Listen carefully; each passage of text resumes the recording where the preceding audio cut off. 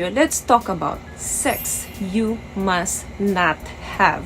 Dapat hindi mo to dinanas, dapat hindi mo to maranasan. At wag na wag mong susubukin na makipagtalik sa ganitong klase ng tao. Naniniwala po ako na ang pakikipagtalik, ito ay galing sa taas. Ito ay niregalo sa atin. Created niya ito para magamit natin ito sa mga taong mahal natin, especially sa mag-asawa, para mag-create o magparami. Hindi create ng Panginoon ito para lang gawin natin itong laro. Hindi mo dapat basta-basta ibinibigay ito kung kani-kanino. Lalo na sa mga, number 1, wag na wag kang makikipagtalik sa isang married man. Anuman ang promise niya sa'yo, anuman yung mga effort na ginagawa niya sa'yo, pigilan mo yung sarili mo. Never ever try na subukang ibigay sa kanya ang sarili mo. Kung naibigay mo naman na, ngayong alam mo na,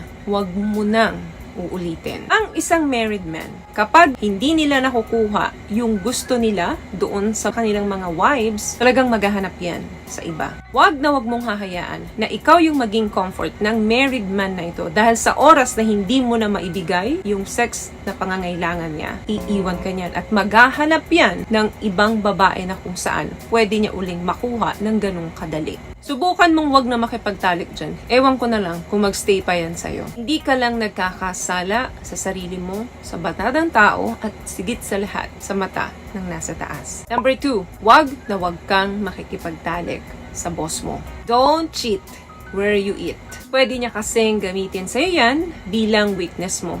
At pwede niya rin gamitin yan para matalian ka niya sa leeg mo. At kung sakali namang hinaharas ka niya, mag-resign ka sa trabahong yan at maghanap ka ng ibang trabaho na malayo sa kanya. What I love about this product, itong No More Dark Secret ng K-Skin, bukod sa may advanced whitening na siya na kung saan pwede niyang matulungan na pumuti yung mga singit-singit mo, moisturizing, meron siyang anti-irritation, antibacterial, maintain healthy pH level. Hindi lang pambabae, meron din po tayong pang-lalaki. Number 3, wag na wag kang makikipagtalik sa isang married woman. Eho lang din yan kung nakipagtalik ka sa married man. Wala nang maraming paliwanag dito from the word married, meaning panandalian, meaning tawag lang ng kalamnan kung bakit gusto mong makipagtalik dito. Kung masyado ka nang na-attach sa isang married woman dahil palagi kayong nag-uusap, palagi kayong nag-chat, better to break up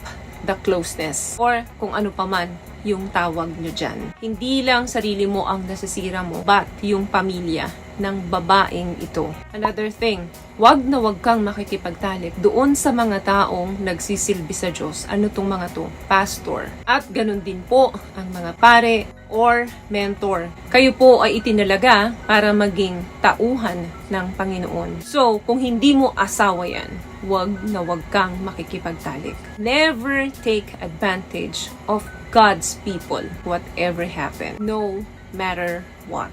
Another thing, wag na wag kang makikipagtalik sa mga professors mo, sa mga teachers mo para lang magkaroon ka ng magandang grade. Wag na wag mong susubukan yan. Pwede niyang gamitin sa yan para ma-manipulate ka. And vice versa yan. Bilang isang professor, bilang isang lecturer, wag samantalahin yung pangangailangan o kahinaan ng isang estudyante. Marami akong nababalitaan na ganyan, na dahil lang sa grades, pumapatol sila o humihingi sila ng special treatment kapalit ng grades nila. Another thing, wag kang makikipagtalik doon sa mga kliyente mo. Kung isa kang agent, kung isa kang marketer, wag kang makipagtalik doon sa mga prospective client mo para lang ma-meet mo yung official target mo. Never do that. Another thing, wag na wag kang makikipagtalik sa kaibigan mo, lalo na kung matalik mo itong kaibigan. Please, save the friendship. Another thing, wag na wag kang makikipagtalik sa ex mo. Ex mo na nga